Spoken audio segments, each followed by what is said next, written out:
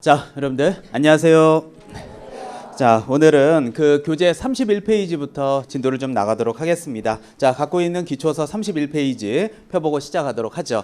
자, 오늘은 이제 그 3장과 관련된 부분이 요 등록제라고 하는 부분이 있어요. 근데 이제 아시겠지만 요게 기초서다 보니까 아무래도 기본서보다는 조금 부족한 부분은 있죠. 이제 그런 건 제가 표현을 하겠습니다. 자, 일단은 첫 번째가 바로 등록과 관련된 전반적인 개념에 대해 살펴보셔야 될 것 같고요. 그 다음에 두 번째가 등록과 관련된 전반적인 절차, 그 다음에 세 번째가 결격사유. 자, 매년 제가 수업 시간에 100%라고 얘기하는 데들이 있어요. 근데 이제 그 얘기를 100%를 진심으로 받아들이신 분은 여기 앉아 있을까요? 이미 졸업했을까요? 졸업했겠죠. 그래서 여러분들한테도 제가 마이크 들고 있잖아요. 어떤 챕터에 가면 이건 100%입니다. 꼭 하세요 하는 부분이 있었는데 작년, 재작년, 재재작년, 특히 작년도 맨 마지막에 제 이름 걸고 마지막에 100문제를 제가 뽑아요. 100개를 뽑는데 그때 수업 때도 얘기했어요. 이건 분명히 나온다고. 예상 적중. 자, 결격사유. 요번에도 올해 29회 때도 한 문제 나왔고요. 그럼 당신은 어떤 근거를 갖고 100%라고 얘기하느냐 그러면 최근 10년 안에 한 번도 빠진 적이 없는 거. 물론 올해 뭐 30회 때 천지 개벽이 난다 그럴 수는 있겠지만 정상적인 시험이라면 안 빠집니다. 10년간의 데이터를 갖고 놓고 봤을 때. 그래서 올해도 이 결격사는 무조건 나옵니다. 그러니까 지금 현재는 아직 초반이니까 뭐 2차에다 그렇게 매진하지 마시고요. 그냥 제가 이렇게 100%라고 좀 힘주어 강조하는 부분만 조금 유념하시고 남는 시간들은 전부 다 민법 공부하세요. 네, 그러다가 이제 5월 달부터 이제 딱 피치 올리시면 될 것 같아요. 자, 그래서 시험 문제가 여기 하나고 등록 절차에서 하나에서 두 개 정도 보통 출제해요. 여기는 내용이 많아요. 제가 들어가서 별표해 드릴 테니까 하여튼 이렇게 알고 계십시오. 자, 개념이라고 하는 부분은 여러분들 갖고 계시는 기초서에는 없습니다. 자, 이런 거는 제가 조금 편안하게 이어보도록 하겠습니다. 자, 들어보시죠. 자, 책이 없으니까. 자, 제가 지난주에 이런 얘기들을 쭉 해온 적이 있어요. 자, 한번 복습 한번 해보고 갈게요. 제가 지난주에 1961년도 9월 달부터 시행된 법이 있고 그걸 소개영어법이라고 강의한 거 기억나죠? 네, 그래서 이번 주에 아마 학원을 처음 오신 분들이 계시게 되면 이 부분에 대해서 모르고 가시면 오늘 수업이 좀 어려울 수 있어요. 자, 그래서 이제 과거에는 이게 이제 신고제 법률이라고 해가지고요. 소위 말하는 공인중개사 자격증이 없어도 영업할 수 있었던 복도방을 하셨던 분들이 있다. 근데 분들을 우리는 지금 현재 무슨 계공이라고 부른다 그랬죠? 부칙계공이라고 부른다. 부칙 규정에 의한 개업공인중개사 이렇게 부릅니다.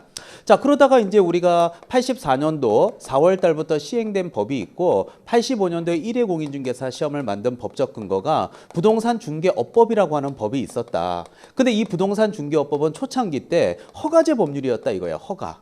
근데 이게 이제 99년도 IMF 때 오면서 야, 풀어.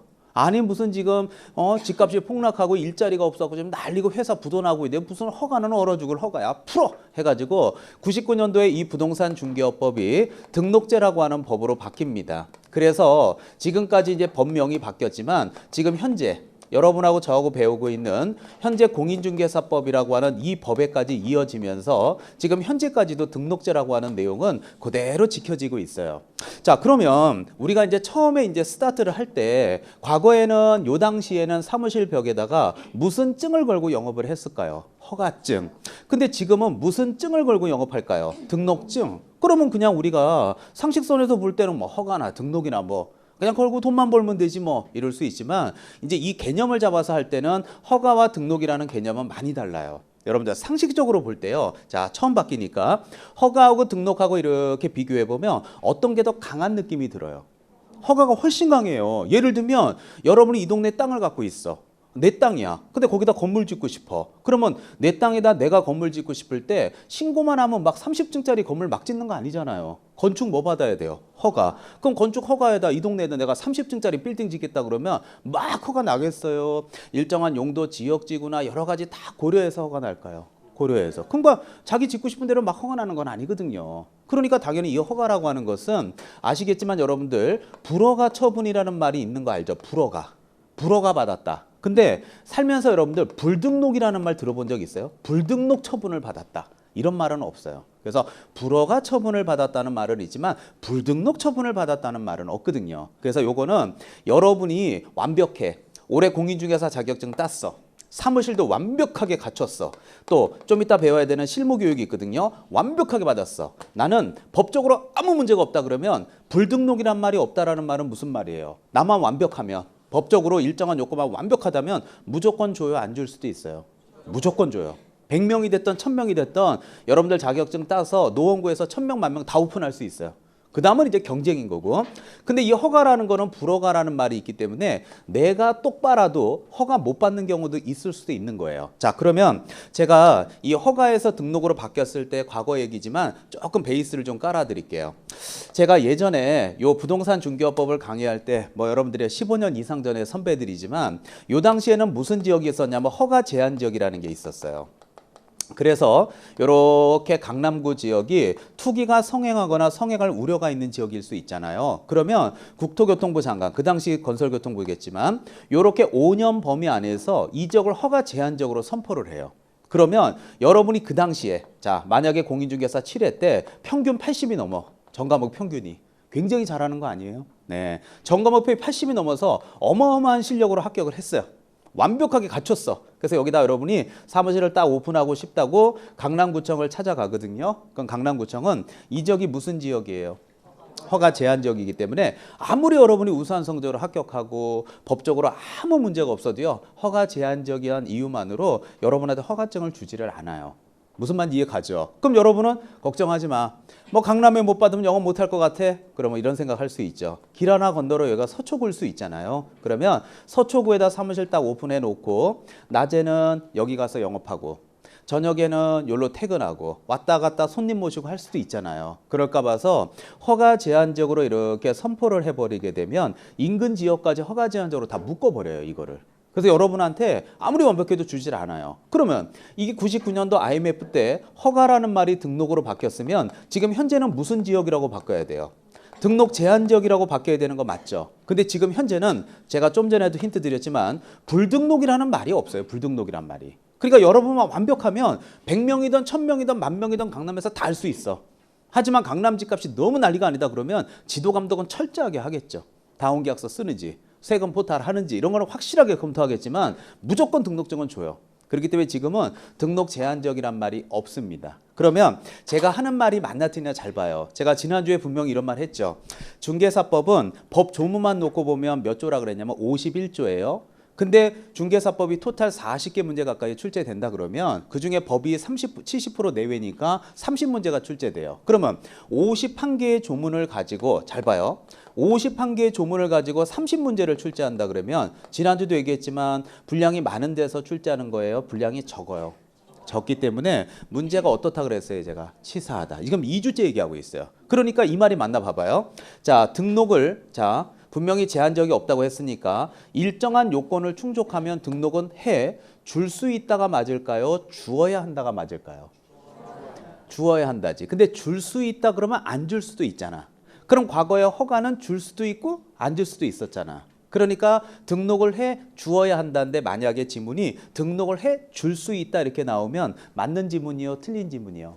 틀린 지문이에요. 그러면 그 보기 박스나 문제 모의고사를 보면서 에이 줄 수 있다가 아니라 주어야 하잖아 하고 그걸 틀린 걸로 쓸 수 있어야 돼요. 그러면 타당하다. 이 정도는 풀 수 있다 해야 돼요. 아니면 입에서 욕이 나가요. 입에서 욕이 나가요. 난 이 과목이 나하고 안 맞아. 나도 안 맞아. 네, 그래서 51개 조문을 외우는 걸 못 외운다는 얘기야. 그래서 선배들이 힘들어해요 되게. 그래서 첫 학기 때 이 과목은 이렇게 공부하는 과목이구나 자꾸 제가 말씀드리는 거예요. 치사한 게 아니에요. 해줄 수 있다와 주어야 한다는 완전 달라요. 잘 생각해 보시면. 자, 두 번째. 그리고 과거 얘기라 조금 오래된 얘기지만 가끔 나옵니다. 여러분들 이 고용인이라는 말을 제가 쓰는데 고용인은 그냥 밑에 간단하게 말하면 직원이에요. 직원. 자, 지난주에도 제가 얘기한 적이 있습니다. 자격증을 갖고 일하는 직원을 누구? 소공이, 소속 공인중개사 이렇게 표현했고요. 자격증 없이 영업하는 직원들을 뭐라고 불러요? 중개보조원이다 이렇게 표현을 하게 되는데 중요한 건 과거에 법인, 자, 그 다음에 이제 공인중개사인 개공이, 또 지금 표현하고 있는 부칙개공이, 과거에는 중개인이라고 불렀지만 지금은 부칙개공이. 자, 그러면 소속 공인중개사는 자격증이 있어요. 그럼 자격증이 있는 사람들은 얼마든지 많이 둬도 문제가 될 게 없겠죠. 왜냐하면 국가에서 인정하는 자격증을 가졌어. 근데 임선정이 공인중개사의 경우 사무실 대표야. 내가 직원을 밑에다 10명 두고 싶어. 자격증 가진 사람들로만. 둬도 돼요? 이러면 안 돼요.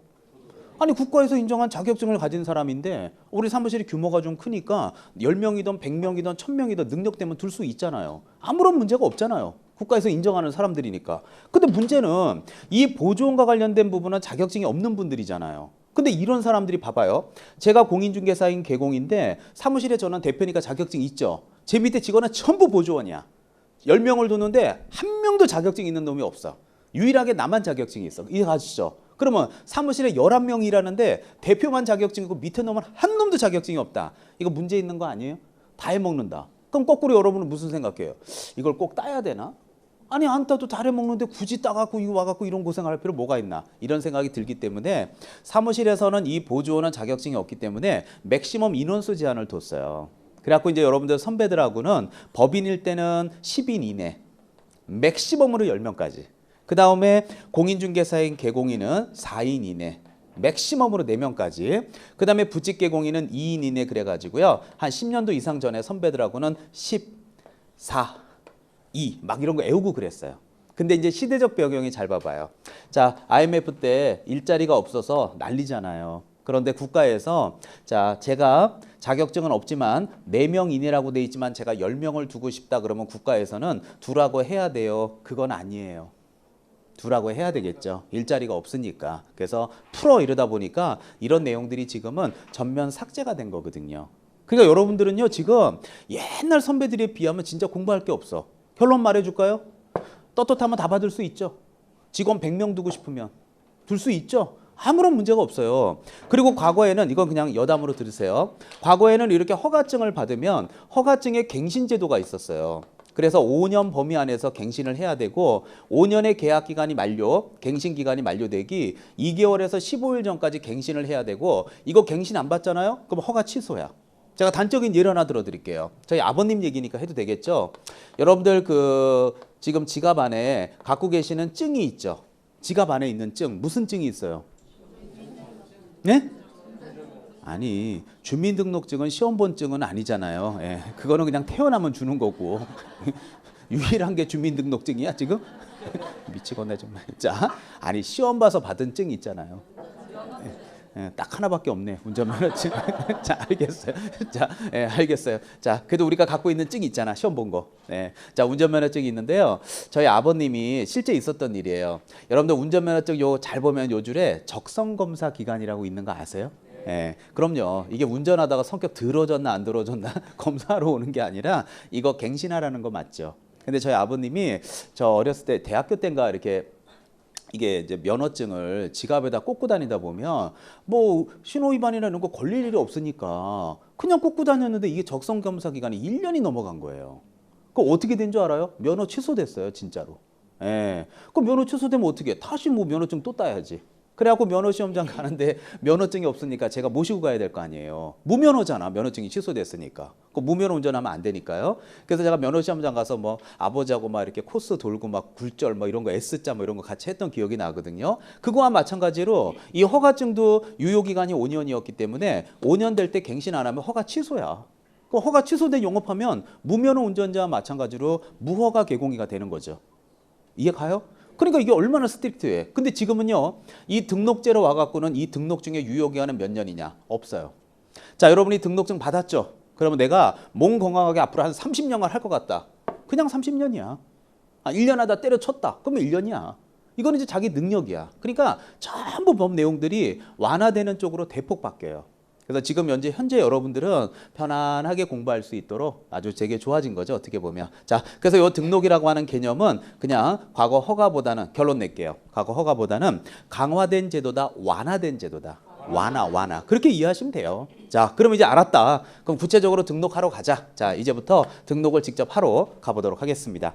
자, 여러분들 갖고 계시는 기초서 31페이지 한번 보시죠. 자, 거기 보면 자, 제목이 등록 절차라고 적혀 있나 확인이요. 찾았나요? 네. 자, 그래서 그 등록 절차에 딱 보면 큰 번호 1번이 무슨 관청이라고 써 있어요. 등록 관청. 자, 이제 그거부터 요 절차를 하나하나씩 만드는데요. 제가 이 책을 만들 때 크게 5개 제목으로 만들었어요. 첫 번째가 등록 관청. 자, 그다음에 두 번째가 이제 등록 신청. 그래서 등록 신청하러 오게 되면 자, 등록관청에서는 여러분이 등록 기준을 충족시켰나 안 시켰나 확인해요. 그래서 충족시켰다 그러면 여러분에게 등록증을 줘요. 그거를 등록에 효과가 발생한다고 표현해요. 그리고 뭔가 잘못한 게 있다 그러면 등록이 없어지는 경우도 있겠죠. 그래서 이렇게 5개로 제목을 만들었습니다. 자, 일단 등록관청부터 출발을 해보도록 하겠습니다. 자, 여러분들 거기 딱 시작하자마자 제가 한번 동그라미를 제안을 한번 해볼게요. 자, 딱 시작하자마자 구가 설치된 곳이라고 써 있죠. 구라고 할 때 구자 동그라미. 자, 띄시고 구가 설치된 곳에서는 구청장이 등록관청된다고 돼 있죠. 거기도 구청장 할 때 구자 동그라미 딱 치세요. 기초부터 차근차근 올라갈게요. 자, 앞으로 변화되는 모습을 볼 거예요. 심화 수업에는 등록관청 수업도 안 할 거예요. 이제 보세요. 앞으로 어떻게 바뀌나. 자, 따라서 구가 있는 곳은 어디가 등록관청이요? 구청. 근데 바로 옆에 봐. 근데 구가 없는 곳도 있죠. 그럼 거기는 어디가? 시청이 등록관청이 된다, 그렇게 되는 거예요. 근데 여러분들 이제 구가 있는 곳은 구인데 이게 우리가 좀 생각을 해볼 필요가 있어요. 자, 여기 잠깐 보시죠. 자, 구가 설치된 곳에서는 구청이 등록관청이 된다라고 써 있는 게 보기에는 간단한데요. 자, 이게 이제 조금 더 들어가면 어려워지기 시작해요. 무슨 말이냐면 제가 여기다 지금 이걸 썼잖아요. 이거 쓴 거는 자 좀 봐봐요. 이걸 쓴 거는 법에 있는 내용을 알기 쉽게 풀어놓은 책인 것 같아요. 아니면 일반 상식을 여기다 정리해 놓은 것 같아요. 응? 네, 그럼 저는 일반 상식을 강의하는 사람이에요. 공인중개사 법을 강의하는 사람이에요. 그러면 이건 일반 상식이에요, 법이에요. 네, 돌아왔네요. 네, 자. 그러니까 제가 여러분한테 왜 물어본 줄 알아요? 여러분은 법을 공부하신다 그래놓고 서브노트로 내용을 보니까 법 조문을 본 적이 없어. 그래놓고 졸업하고 나서 나는 법을 공부했다 그래. 근데 법 조문 보는 방법도 몰라. 그리고 자기는 법을 했다 이거야. 얼마나 아이러니해요. 그래서 기초서도 법에 있는 걸 근거해서 번호 매겨갖고 편안하게 읽을 수 있도록 짧지만 만들어 놓은 책이거든요. 근데 이게 법이라는 게 있잖아요. 공법도 있고 중개사법 2차 과목만 얘기를 해보면 자, 우리 김인성 교수님이 강의하는 공법 있잖아요. 근데 공법에 있는 시하고 제 과목의 시가 달라요. 예를 들어 볼까요? 자, 여러분도 알겠지만 우리가 특별시라는 것이 있고 그 다음에 광역시라는 게 있고요. 그 다음에 이제 또 하나가 일반시라는 게 있는 거 맞죠? 그러면 우리 자, 대표적으로 자, 여기 가까운 광역시 한번 얘기해 봅시다. 서울에서 가장 가까운 광역시가 어디예요? 인천이잖아요. 그럼 인천광역시는 시예요, 아니에요? 아니에요. 그러면 얘는 또 뭐예요, 또? 자, 시 맞죠? 근데 이 동네는 구가 있을까요, 없을까요? 있어요. 무슨 소리예요? 부평구, 계양구부터 시작해서 송도가 있는 연수구까지 구가 있습니다. 그럼 해당되는 구청 가시면 돼요. 지금 자, 이거 뭐 물어보나 마나한 거 아니에요, 지금. 우리 오늘 노원에서 지금 촬영하고 있고 노원에서 얼굴 뵈고 여기 특별시인 거 모르는 사람 누가 있어? 이 동네 구가 있어요, 없어요? 있죠. 당연히 노원구청 아니겠습니까? 그러니까 당연히 노원구청 가서 하면 돼요. 근데 문제는 일반 시지역을 기준으로 가끔 나올 때가 있는데 일반 시지역은 제가 2개 예를 한번 들어볼게요. 여기서 자, 노원에서 가장 가까운 시, 의정부시. 이해 가요? 자, 그리고 또 하나 예를 들게요. 제가 강의 오래 했던 수원시. 자, 2개를 해볼게요. 이게 자, 의정부 광역시에 아니에요? 아니잖아요. 수원은? 아니죠. 둘 다 일반시야. 근데 이게 일반시인데요. 문제가 뭐냐면 요 가까운 의정부, 밀락동 있잖아요. 의정부에는요, 아시겠지만 구가 있을까요? 구가 없을까요? 없어요. 수원에는 구가요. 있어요. 무슨 소리예요? 영통구, 팔달구, 권성구, 장안구 다 있어요. 무슨 소리예요, 지금? 어마어마해요, 구가. 수원이 어디 있냐고 물어보지 마요, 나한테. 자, 그거는 공부 영역이 아니에요. 자, 그거는 개인 영역이에요. 자, 그래서 이렇게 똑같은 일반 시라 하더라도 어느 지역은 구가 없어요. 의정부는 여러분이 제일 잘 아시잖아요. 여기 남양주도 구가 없잖아요. 구리시도 구가 없잖아요. 그런 건 다 여기 다 들어갈 수 있는 거예요. 이렇게 구가 있는 데가 있고 없는 데가 있는데 구가 없는 곳에서는 여기는 시청이 등록관청이 돼요. 그러면 자격증 따서 선생님, 저는 의정부 밀락동에다 차리려니까요. 라고 한다라면 어디 가야 돼요? 의정부 시청. 근데 수원에다 차리려고요. 그러면 여기는 해당 구청이 되는 거예요. 영통구청, 팔달구청. 무슨 말인지 이해 가시죠? 그렇기 때문에 해당되는 시가 있냐, 구가 있냐 없냐에 따라서 내용이 달라져요. 근데 제 과목은요, 공법보다 쉬워. 왜 쉽냐? 봐봐요. 자, 요거를 특별시, 광역시라고 하는 자치구냐, 비자치구냐 이걸 따지기 전에 특별시나 광역시에도 구가 있으면 어디? 구청. 일반 시지역 중에도 구가 있으면 구청, 없으면 시청. 그 말은 특별시나 광역시냐 일반시냐의 구별에 실익이 없어. 무슨 말인지 알아요? 특별시든 광역시든 일반시든 구분할 거 없어. 구청이 있어? 네, 구청. 무슨 시야? 묻지 마. 구청 있으면 구청, 없으면 시청. 근데 이제 공법 수업을 들어보면 특별시인지 광역시인지 일반시를 구분을 해. 그 과목에서는. 그리고 또 인구 얼마 이상은 대도시라고 또 구분을 해요. 그러니까 김희상 교수님은 수업 시간에 요 시를 다 구분해서 강의를 하는데 임선정이는 구분을 안 해. 어떤 시든 상관없이 구가 있으면 구청, 구가 없으면 시청 이렇게 얘기를 하기 때문에 과목마다 달라요. 그러면 이제 이게 법과목이라고 생각하고 수업을 들으면 아, 공인중개사 법에는 구별을 안 하는구나. 공법의 국토의 계획 및 이용에 관한 법률에서는 구별을 하는구나. 이러면서 각 과목을 정리해야 되는데요. 법이라고 생각을 안 하고 일반 상식이라고 생각하니까 인터넷에 글을 띄워요. 야, 아니 공법 선생님은 구별하는데 왜 너는 구분을 안 해? 네 말이 맞아. 공법 교수 말이 맞아. 빠른 답변 부탁해. 이러고 글을 띄우는 거야. 싸움 붙이는 거지. 법이라고 생각을 안 하니까 그런 거지. 아까 상식이라고 얘기했던 분들이 글을 띄울 사람들이에요. 네, 같이 다니면 안 되는 거예요. 네. 그래서 내가 하는 소리야 그게. 저는 지금 상식 강의하는 강사가 아니라 법을 강의하는 거예요. 그래서 법마다 내용이 달라요? 똑같아요? 다르니까 그거를 왜 김희상 교수님하고 너하고 달라 이렇게 생각하지 말고 법마다 다른가 보다. 그리고 제 과목은 제가 제일 잘 알잖아요. 따라서 결론 구가 있으면 어디? 구청. 없으면? 시청. 끝. 얼마나 쉬워요.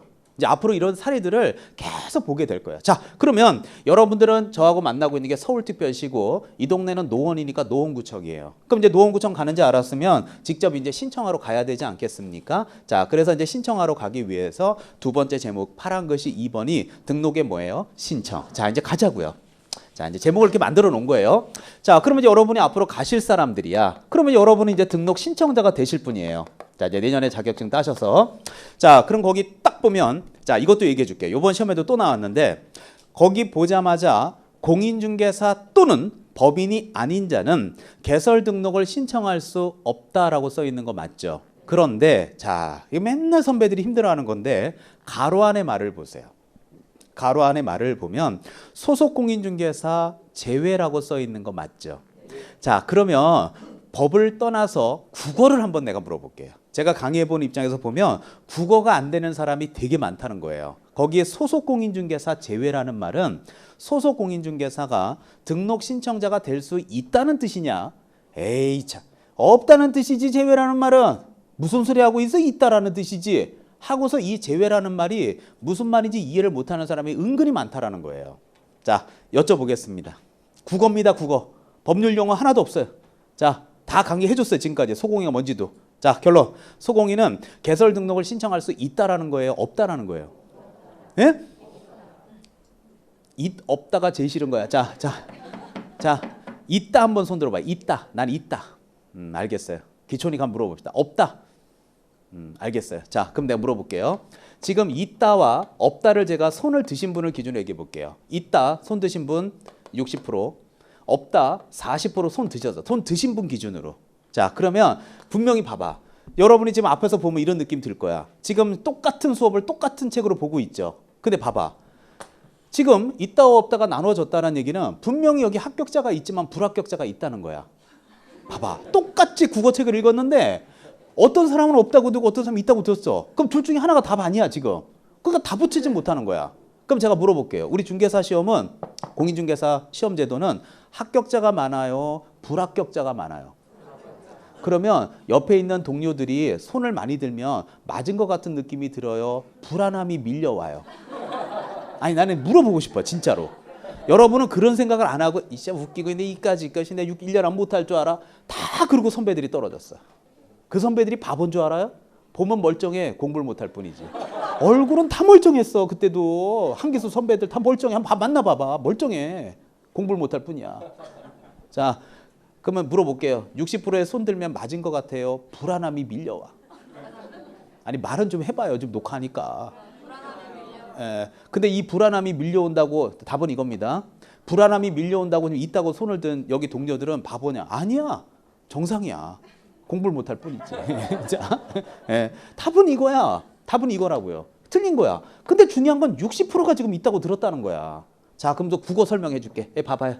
내가 이래서 내가 참 이게 중개사법이 말장난 치사하다고 제가 욕을 많이 먹는 거예요. 근데 또 얘기하지만 지금 여러분이 보고 있는 두 줄도 안 되는 한 줄 반도 안 되는 그 내용은 제가 만든 표현이나 법에 있는 조문 그대로야. 만약에 그게 불만이 있다 한 명만 대표로 와. 내가 조문을 펴줄게. 진짜로 와. 진짜로 와요. 진짜. 내가 기다리고 있을게. 자, 봐봐요. 공인중개사 또는 법인이 거기 보면 아닌자라고 돼 있는 거 맞죠? 내가 국어를 이해시켜 줄 테니까 듣고 와요. 듣고. 자, 아닌자는 개설 등록을 신청할 수 있다 없다? 없다. 그러면 봐요. 이게 국어거든. 아닌자라는 말은 부정이요, 긍정이요? 없다라는 뜻은?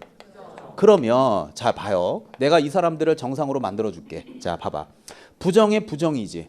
부정의 부정을 학교 다닐 때 또는 우리가 일상에서 대화를 할 때 부정의 부정은 무슨 뜻이에요?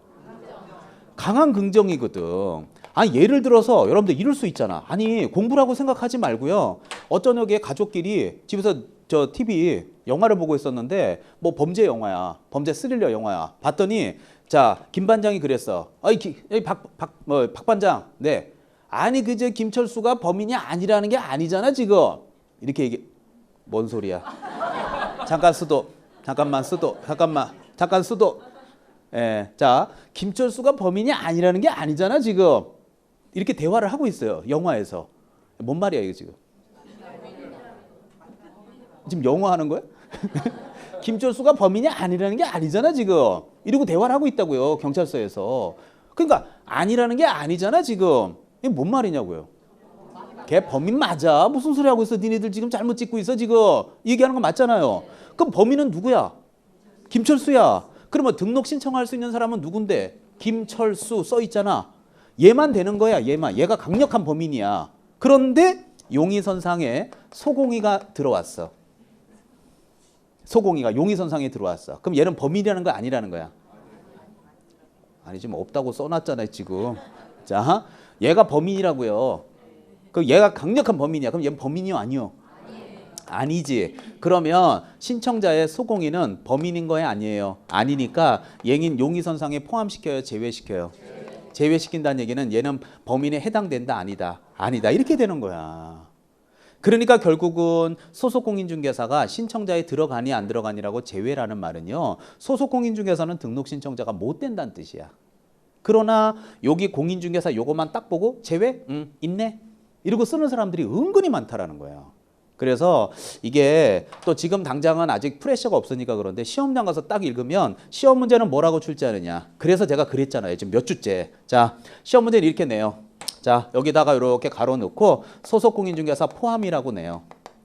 실제 시험 문제입니다. 못 믿으면 저 욕하세요. 기출문제 보고 욕을 하세요. 27의 기출. 소공이 포함이요 제외요? 이게 틀린 걸로 답이야. 그럼 합격자 모임 오는 거야. 그래서 실제로 말장난이 되게 심한데 가만히 쳐다보면 말장난도 아니야. 자, 그러면 선생님 저 질문이 있습니다. 왜 소속공인중개사는 왜 제외가 됩니까? 라고 이렇게 여쭤볼 수 있는데 자, 그 사람은 이제 등록 신청을 할 수 없다라는 뜻이겠죠. 이유를 제가 잠깐 설명드릴게요. 좀 이따가 여기 가서 할 얘기인데 미리 힌트를 드리면 현행 공인중개사법에는요. 절대로 이종 소속이라고 하는 것은 인정되지 않습니다. 자, 이종 소속이라고 하는 게 뭔지를 제가 한번 예를 한번 들어볼게요. 자, 만약에 A라고 하는 개업공인중개사가 노원구에서 영업을 하고 있어요. 자, 그런데 여기 이제 소공이를 B라고 제가 예를 들어 볼게요. 자, B라고 하는 소공이가 사장님 밑에서 일을 도와주고 있을 수 있죠. 자, 여기 뭐 중개업을 조금 해보시거나 뭐 자격증 없어도 잘 아는 분도 계시겠지만 이런 거 궁금할 수 있잖아요. 선생님, 그러면 제가 나중에 자격증을 따서 취업을 하면 이게 사무실에서 수익을 쉐어하는 구조는 어떻게 수익 분배를 하거나 월급으로 가는지 궁금해요. 이럴 수 있거든요. 근데 거의 대한민국의 그 중개 사무실의 90% 이상은 100%는 아니고요. 90% 이상은 전부 다 뭐 7대3, 6대4 이렇게 그냥 수익을 쉐어하는 구조로 가지 완전 월급제로 가는 데가 거의 없어요. 있는데도 나중에 얘기해 줄게요. 그러면 예를 들어서 이제 여러분이 만약에 소공이야. 처음에 올해 자격증 따자마자 첫 출근하는 날이야. 그러면 그 전에 면접 볼 때 어떻게 완전 월급제로 가는 게 좋겠죠. 그러나 사장님 입장에서는 지금 11월 달, 12월 달에는 손님이 없잖아요. 특히 12월 달에 누가 이사 가요? 그러면 뭐 일도 못하는 직원 뭐 첫 달에 와서 자격증 따고 멍하니 앉아있는데 월급 1, 200씩 그냥 주기는 아깝잖아. 임대료 나가는 것도 그렇고. 그러니까 자 이제 얘기를 할 거예요. 자, 소공인님 그러면 차비를 뭐 몇십만 원 깔고 어떻게 6대 4나 7대 3 어떠세요 하고 제안을 할 거예요. 그럼 어떻게 차비 조금 받고 63이나 74. 63이면 누가 6이에요? 사장님이 6이지. 내가 4고. 그러면 차비를 예를 들어서 50만 원을 받았다. 그러면 사장님이 70% 가져가고 자 30% 가져가. 그럼 이제 어떤 일이 생기나 봐봐요. 만약에 여러분이 계약을 하나 했어. 자 그러면 3억 원짜리 전세 계약을 하나 했다 치자. 자 2월 달에. 여러분들 3억짜리 전세 계약을 하면요. 대충 얼마 정도 나오냐면 5천, 5천에서 1억, 1억에서 3억 이렇게 나오거든요. 그러면 여기는 0.3% 정도 된다고 생각하시면 돼요. 5, 4, 3이니까. 자 그러면 3억짜리 전세하면 0.3%면 얼마? 예? 90만 원 정도 나오거든요. 그럼 90만 원에 73으로 나누기로 하면 얼마예요? 39, 27. 내가 해줄게요. 자, 죄송해요. 자, 그럼 3만 원 더 준다 그래. 30만 원. 자, 30만 원. 자, 그럼 이번 달 월급 얼마 가져가요?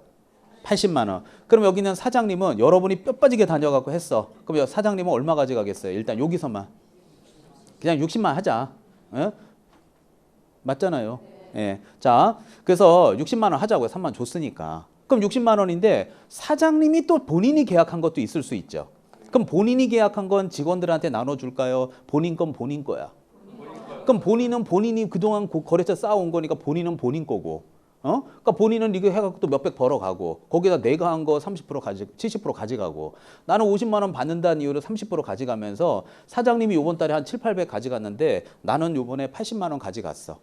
그러면 내가 처음이고 더 열심히 해서 사장님보다 많이 벌어야겠다는 생각을 해요. 이건 아니야.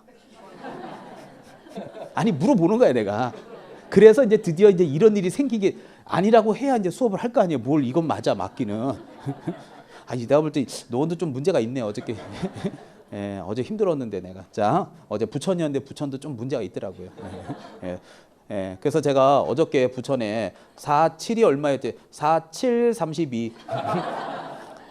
아니 미치는 줄 알았어 내가. 4, 7, 32 그러는 바람에. 예, 이거 안 웃는 사람들도 이상한 거예요 지금. 4, 7이 남들 웃는데 왜 안 웃어 지금? 잘 생각해봐요. 왜 웃는지 남들이. 자, 예, 부천 사람들 보고 있겠지 뭐. 자, 본인이 알겠지. 자, 그래서 이러다 보면 아니 내가 이거 자격증 따갖고 이거 뭐 당장 뭐 한두 달이야 일 배우는 거 좋지만 여러분 같으면 1, 2년 동안 계속 이렇게 하진 않아요. 아유, 나도 자격증 있는데 내 들어서 내가 차려 이런다고요. 그러다 보면 노원구에다가 이제 영업하고 배웠는데 또 심지어 좀 속된 말로 좀 사장님 뒷박치는 느낌으로 옆에다 차리는 사람도 있어. 너무하지 않아? 왜 앞에다 차리지? 문 열고 사장님 얼굴 쳐다보면서 네 손님 내가 빼갈게 이러고 얼마 그러니까 맨날 너 죽고 나오고 그래요. 그래도 이제 이 양반이 양심이 있으니까 여기 있는 비가 자 인근 지역에는 성북구에 가서 아니 뭐 이렇게 좀 벗어나면 또 뭐 그럴 수도 있다 칠 수 있잖아요. 그래서 성북구에 갖고 이제 사무실을 차리게 되면 이 동네에도 구가 있으니까 등록 신청하는 거 맞죠? 그럼 이 동네는 이제 이 사람이 사장님이 되는 거야. 그럼 개공이가 되는 거지 뭐 사장님이니까. 그럼 밑에다 직원 두면 되는 거지 뭐 이제 자기도 노화가 생기면. 근데 결국은 이렇게 비가 성북구에서 사장님이 되는 방법은 이쪽 노원구 사표 쓰고 관두고 이렇게 하는 게 정상이에요. 이거는 이거대로 30% 받고 낮에는 또 여기 가서 일 보다가 또 사장님 부르면 여기 가서 일 보다가 양업소를 왔다 갔다 해야 돼요. 사표 쓰고 가야 되는 거예요. 그래서 이렇게 지금 제가 그린 그림이 이중 소속이라고 하는 거예요. 이거는 절대로 공인중개사법을 허용하지 않습니다. 왜 허용하지 않느냐? 봐봐요. 이 사람이 여기에서 일을 하면서 여기서도 같이 가서 하게 되면 이거는 지도감독을 할 수가 없어요. 봐봐요. 어느 날 돼서 노원구청께서 지도감독하러 왔을 수 있죠. 그럼 여기 있는 B라는 소공인은 나 잡아 드세요 하고 기다려요. 당분간 성북구로 출근해요. 근데 만약에 성북구청에서 또 지도감독하러 왔을 수 있죠? 그러면 어떻게 해? 나 잡아 드시라 그래요. 당분간 노원으로 출근해요. 그래요. 근데 만약에 성북구와 노원구가 일제 단속을 했어. 그러면 여기서 이중 소속이 금지되지 않으면 삼중 소속도 가능하잖아. 그럼 의정부에 소공위를 한 번 더 가지 뭐. 그럼 당분간 어디로 출근해? 의정부로. 지도 감독을 할 수가 없어요. 그렇게 되면 결국은 완전 막 여기저기 다니면서 막 집값 올리고 땅값 올리고 막 난리를 피는데 이게 어떻게 지도 감독이 되겠냐고. 그래서 결국 국가에서는 야 소공이 네 너 노원에서 하지 네 한 군데서만 해. 딴 데 갈 생각 하지 마. 이렇게 되는 거야. 그러면 여기는 이 B라는 소공이가 여기서 영업을 하고 있다면 결론 성북구 가서는 개설 등록 신청자가 될 수 있다 없다? 없다. 그러니까 될 수 없다라는 말은 포함이란 말을 써야 돼요? 제외란 말을 써요? 제외. 그러니까 단순하게 이제 요약집을 들고 내용을 모르는 상태에서 문제를 풀면 아 치사해. 아유 이런 거나 장난쳐 이 과목은. 하지만 이 내용의 속뜻을 알고 보면 사실은 우리가 알아야 되는 표현이에요. 그러니까 처음에 아직 배운 게 없을 때 이렇게 좀 외워두세요. 자, 다시 한번 외워봅시다. 자, 등록 신청자에는요. 소공이 포함이에요? 제외예요? 제외. 이런 거 욕하면 안 돼요. 그럼 시험을 못 붙어. 제가 시험에 나오는 거 얘기해 주는 거예요. 자, 이제 여러분은 드디어 자 노원구청 가는 걸 배웠어. 그럼 뭘 가져가는지 배워야 될 거 아니에요. 자, 밑에 보면 구비서류라고 있나 보세요. 자, 그래서 이 구비 서류의 내용들을 딱 보게 되면 자, 1번 등록 신청서. 그다음에 2번 실무교육 수료 확인증 4번 써 있죠. 자, 그 옆에 전자적으로 확인이 가능한 경우는 제외다. 옆으로 화살표. 자, 거기다 뭐라고 쓰냐면 자, 이렇게 쓰세요. 1년 이내라고 쓰세요. 1년. 그래서 실무교육의 유통기한은 1년입니다. 그래서 여러분들이 예전에 자격증을 땄어요. 그래가지고 실무교육을 받아놓으신 게 있는데 2년 전에 받아놓은 거 있을 수 있죠. 예. 왜냐하면 2년 전에 자격증 따서 사무실 딱 오픈하려고 그랬는데 아니 갑자기 어머님이 아프신 거야. 그래갖고 어떻게 어머니 병수 발언하고 하루 이틀 하다 보니까 이게 몇 년이 지난 거야. 근데 지금에 와서 사무실 한번 오픈해 볼까 이렇게 생각할 수 있잖아요. 근데 일단 2년 전에 받은 거란 얘기는 유통기한 지났어요, 안 지났어요? 지났죠. 그럼 안 되는 거지 그거는. 그래서 무조건 실무교육은 유통기한은 1년이에요. 나중에 이제 자격증 딴 다음에 여러분들이 이제 그 협회 홈페이지에 들어가면요. 교육 일정이 다 떠요. 그럼 거기다 협회에다 전화해서 저 1월 16일부터 20일까지 교육 있는 거 19일까지 있는 거 저 교육 좀 받고 싶어요. 그럼 신청하시면 돼요. 그래서 교육비가 11만 원인가 아마 그럴 거예요. 그리고 교육 시간이 몇 시간이냐면 자 28시간이에요. 자 대답 잘해 주세요. 자 그러면 하루에 몇 시간이에요? 4일 동안 받으니까 8시간 하면 4, 8에 28 또 되는 거예요. 지금 또 만나게 해줄까 그 아줌마를? 자 다시 자 어제 여기서 일했다니까. 자 다시 얘기 잘해요. 4일 동안 받으면 하루에 그렇죠. 7시간을 받아. 그러니까 아침 9시부터 시작해가지고 저녁 6시까지 그냥 풀로 앉아 있는 거야.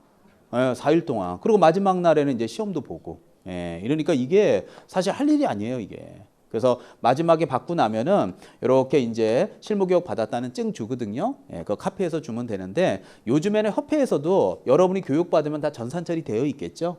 그러면 노원구청에서도 확인할 수 있거든요. 그래서 이제 전자적으로 확인이 가능한 경우는 제외된다는 얘기는 그 얘기예요. 근데 자 아직은 초반이니까 조금 재밌게 수업해 볼게요. 자 선배들을 저는 많이 만나봤어요. 근데 좀 재밌게 얘기하는 분들이 쉬는 시간에 가끔 오시는데 어떤 질문을 받아봤냐면 선생님 제가요 보통 자격증을 몇 월에 주죠? 12월에 아마 내년에 올해 11월 28일 날 합격자 발표해요. 이번 달에. 그러면 12월 달에 이제 자격증을 받아요.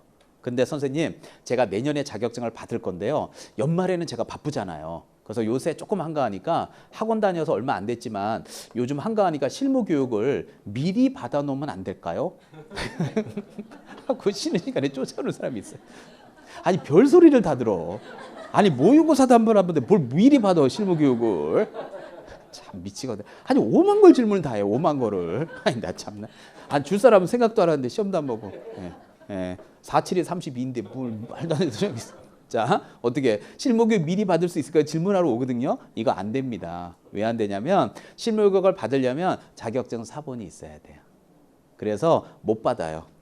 그러니까 절대 그런 쓸데없는 질문하러 쉬는 시간에 온다든지 저를 괴롭히지 마세요. 자, 그다음에 이제 3번의 여권용 사진. 자, 그리고 이제 4번에 보니까 건축물 대장에 기재된 사무실 확보하라고 써 있죠. 근데 여러분들 건축물 대장에 기재된 사무실을 확보한다는 얘기가 정말로 불법적인 건물은 안 되고 합법적인 것만 된다. 이렇게 시험에 나오질 않아. 지금 시험이 30번째야. 그럼 어떤 식으로 문제를 나오느냐? 제가 물어볼 테니까 거기 보고 얘기하셔도 돼요. 가로 안에 보면 힌트가 좀 있는데 사무실은요. 반드시 개업공인중개사 본인 명의로 얻은 사무실만 되느냐? 다른 사람 명의로 얻은 사무실에도 가능하냐? 이런 식으로 문제를 출제해요. 자, 가로 안에 힌트가 숨어져 있어요. 유추해서 한번 얘기해봐요. 반드시 개공이 본인 명의로 얻어야 될까요? 다른 사람 명의로 얻은 걸 써도 될까요? 그럼요. 그래서 여러분들 가로 안에 봐봐요. 가로 안에 보면 소유가 뭔지 알죠? 선생님 전 제 건물이 있는데 제 건물에 제가 차려요. 아니 제일 좋지 뭐. 건물 갖고 있고 내가 뭐 월세 안 나고 얼마나 좋아. 제일 땡큐지. 전세 월세 안 나가고 전세로 임대차 가능하잖아요. 보증금 5천에 월세 80 다 되는데 그 옆에 보니까 무슨 대차? 그렇죠. 그걸 갖고 시험에 내는 거예요. 그래서 30회 시험이 어려운 거야. 옛날에야 뭐 내 건물에 갖고 내가 한다고 뭐 이렇게 뭐 있겠어. 자, 그러면 제가 예를 한번 들어보겠습니다. 들어보시죠. 자, 여러분들한테 50% 확률로 한번 얘기해 볼게요. 자, 그러면 우리 구비 서류다 제출 서류를 배우는데 이 사무소 확보 서류라는 것이 있습니다. 자, 그림으로 한번 표출해 볼게요. 자, 50% 확률로 한번 찍어 봐요. 자, A가 건물 주인이야.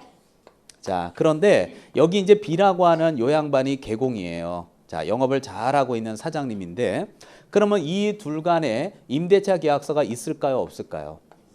있을 거 아니에요. 자, 뭐 내용이 어디 있을 거고 보증금 5천에 월세 80 이런 거 있겠죠. 자, 그리고 임대인 이름은 누구? A, 임차인 이름은 누구? B. 이렇게 해서 이제 영업을 하고 있어요. 근데 여러분은 오늘 학원에 오신 C입니다. 저하고 공부하고 있는. 그래서 여기는 B하고 C인 여러분들 본인하고 관계는 절친 사이야. 친구가 맨날 그래요. 여러분한테, C인 여러분한테 야 친구야, 아 너도 빨리 자격증 따. 뭐 맨날 딴다 그러고 안 해. 더 어려워지기 전에 빨리 따 좀. 그래서 여러분이 알았어, 내가 올해는 그럼 내가 시험 한번 볼게 해갖고 지금 학원에 온 거야. 그리고 여러분도 아는 지인이 중개업하는 사람이 있을 수도 있잖아요. 그래서 자격증을 이제 여러분이 땄는데 자격증을 따갖고 요새 여러분들 선배들이 제일 고민하는 게 뭔지 알아요? 저한테 맨날 질문 오는 게, 자 이제 자격증을 땄으니까 사무실을 해보고 싶은 거야. 근데 사무실 알아보러 다닐 거 아니에요. 근데 뒷골목에 사람도 안 지나다니는 그런 데가 막 권리금이 막 2천, 3천 막 이래요. 진짜로. 그러면 사람도 하나도 안 지나다니는데 권리금 2천, 3천 준다라니 말도 안 돼. 그래서 좀 되는 자리 갔더니 무슨 권리금이 8천만 원, 1억이래. 근데 무슨 권리금을 그렇게 많이 받아먹어. 또 그건 아니야. 그러다 보니까 너무 많이 달라 그러는 거는 아닌 것 같고 또 2, 3천 달라고 하는 건 너무 비싼 것 같고 뭐 이리저리 하다 보면은 사무실 얻기가 쉽지가 않은 거야. 거기다 또 직원을 어떻게 둬야 되는지도 모르겠고 계약서를 써본 적도 없는데 이게 맞는지도 모르겠고 깝깝하고 지금 그러고 다니고 있어요. 네. 자, 그럼 여러분이 이제 자격증을 따서 여러분들도 분명히 그 혼란의 시대를 겪을 거예요. 그자 여기 있는 친구한테 전화했을 거 아니에요. B라고 하는 친구가 여러분에게 하는 말, 야야야, 그럼 걱정하지 마. 그러면 우리 사무실 들어와. 내 일 좀 가르쳐 줄 테니까 하다 나가. 그래서 결국은 여러분하고 이제 여기 있는 B하고 친구인데 여러분이 친구한테 가서 월급 받을 수는 없잖아요. 그래서 여러분이 그랬어요. B한테, 야 친구야, 너 사무실 임대료 얼마야? 100만 원. 오케이. 그러면 자 80만 원. 그러면 우리 반씩 나누자. 너 80이니까 나 40 내고 내가 여기 좀 쓸게. 이해 가죠? 내가 쓸게. 내가 들어가 쓸 테니까 네가 나 일 좀 가르쳐 줘. 내가 뭐 직원 1명 정도 두고 내가 좀 해볼게. 오케이, 들어와. 그래서 했어요. 그러면 여기 있는 여러분은요, 개설 등록해야 돼요, 안 해도 돼? 해야지. 안 하게 되면 무등록이 돼 버리니까 해야지. 오늘 제목이 뭐예요? 아니, 노원도 이러네. 부천도인데. 내일은 부평인데 부평 가서 좀 물어볼게. 자, 오늘 제목이 뭐예요? 등록제죠. 그럼 등록하니까 강의하는 것 같아? 등록 안 하니까 강의해? 등록해야 돼요. 무슨 소리 하는 거예요? 등록을 해야 돼. 그러면 등록을 하려면 구비서류가 있어야 되죠. 그러면 이제 노원구청에다가 제출을 할 때 여러분이라는 C가 사무실 확보 증명서류를 제출을 해야 되는 거야. 그러면 사무실 확보 서류는요, 잘 생각해 봐요. 임대차 계약서에 임대인은 누구? 임차인은? 근데 이 계약서를 노원구청에 딱 제출하면 노원구청 공무원이 뭐라 그러겠어요? 여기 있는 C한테, 아니 선생님, 네, 아니 여기 계약서에 선생님 이름이 없잖아요. 아니 무슨 나무 계약서를 갖고 와서 이걸 사무실 확보서를 갖고 왔어요 라고 얘기하면 여기 있는 C가 뭐라, 아니 뭔 소리냐고, 얘 내 친구라고. 친구, 얘 나하고 제일 친한 친구라고 얘가 라고 얘기하면 노원구청 공무원인 여러분은 알았다고, 네 친구인지 알았다고 라고 얘기해요. 친구인지 아닌지 알게 뭐야 이거. 아니 아무 계약서나 갖다 주고 친구라 그러면 알았다고 오픈하라 그래? 아니 이 말도 안 되는 소리가 어디 있어요 지금. 그러니까 여기에서 시험 문제를 파생시키는 문제가 최근 시험 수준이에요.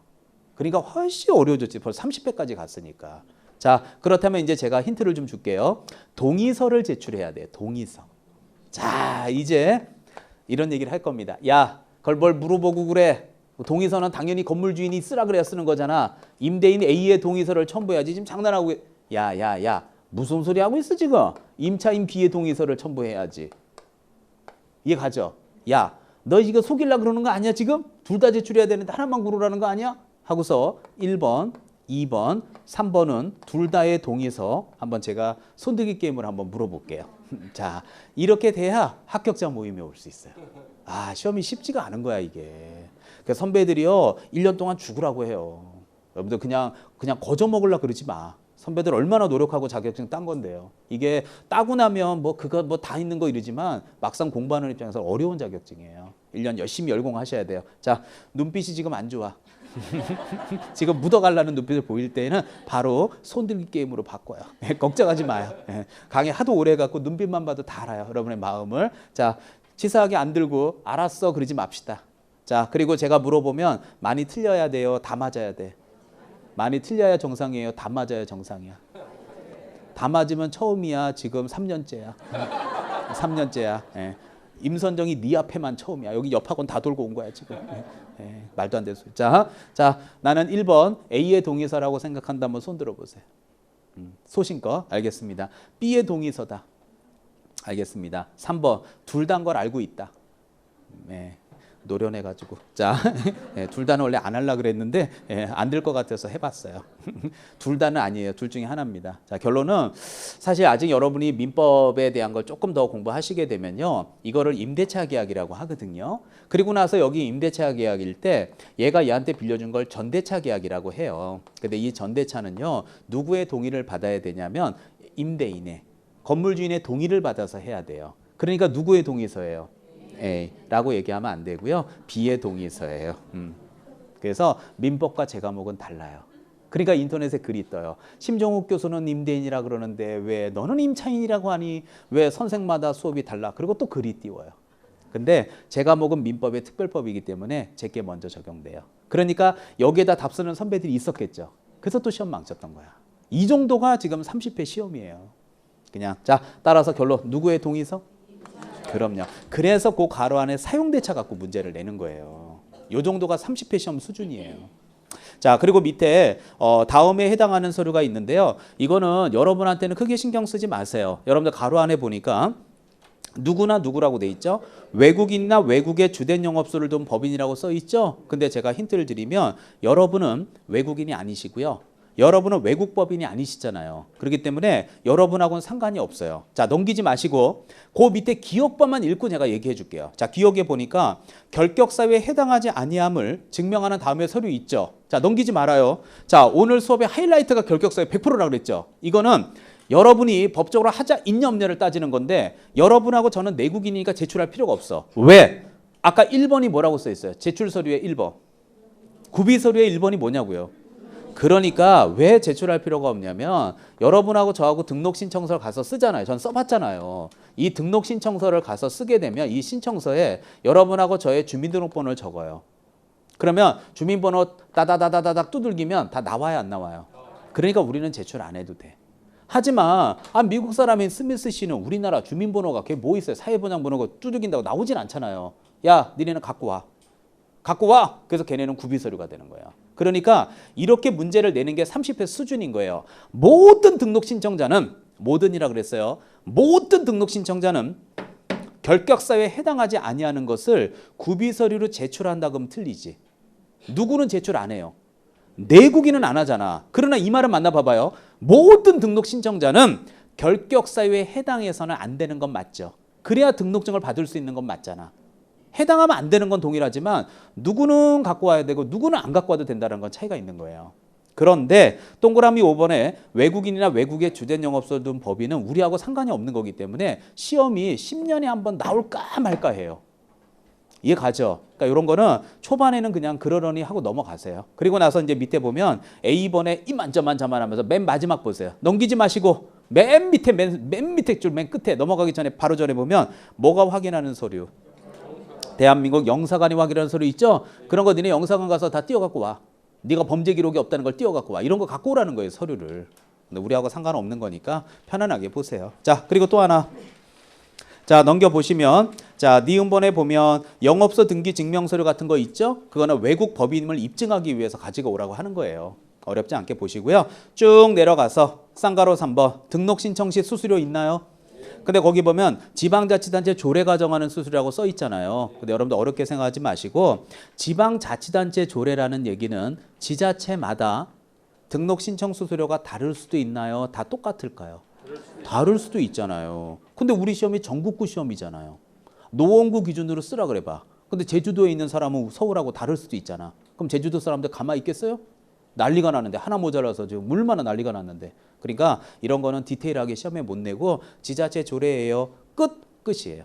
자, 마지막 하나 더 하고 잠깐 쉴게요. 자, 4번에 보면 주의사항 있는 거 보이죠? 예, 그래서 업무정지 처분을 받았죠. 그럴 땐 폐업은 할 수 있지만 다른 데 가서 개설 등록은 신청하면 안 돼요. 그럼 업무정지를 피하는 거니까. 자, 그거는 그냥 참고하십시오. 자, 여러분들 밑에 5번에 종별 변경이 있는데 그게 설명하려면 조금 시간이 오래 걸려요. 그래서 제가 요까지만 끊고 잠깐 쉬었다 5번부터 설명하겠습니다. 자, 칠판은 요 제목은 지우지 마십시오. 자, 요거만 지우시고 잠시 후에 제가 자세히 설명하겠습니다.